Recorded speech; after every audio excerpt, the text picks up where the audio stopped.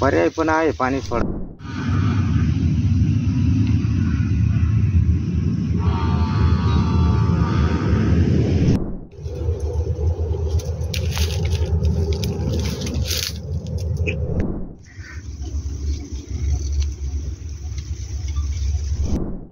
पाणी आहे.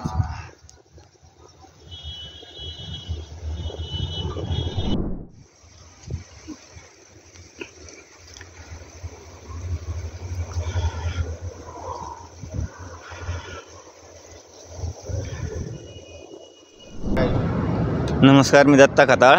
विळद येथील महानगरपालिकेचं असेल पंपिंग स्टेशन याचे जे वेस्टेज वॉटर आहे किंवा ओव्हरफ्लोचे वॉटर आहे याच्यामुळे आमच्या पिढीन पार आजोबापासून आमची मामाची शेतीची मोठ्या प्रमाणावर नुकसान होत आहे.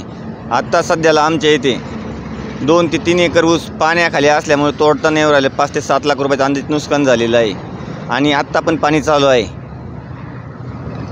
नेमकं तुमची मागणी काय आहे? आमची मागणी अशी आहे की आत्ता जो ऊस आहे त्याची आम्हाला नुकसान भरपाई मिळावी व या पाण्याचा कायमस्वरूपी बंदोबस्त करावा. तुम्ही कायमस्वरूपी म्हणता, नेमकं किती वर्षापासून तुमचा हा 1972 पासून 1972 पासून ही नुकसान चालू आहे. जेव्हा MGPकडे होते तेव्हापासून.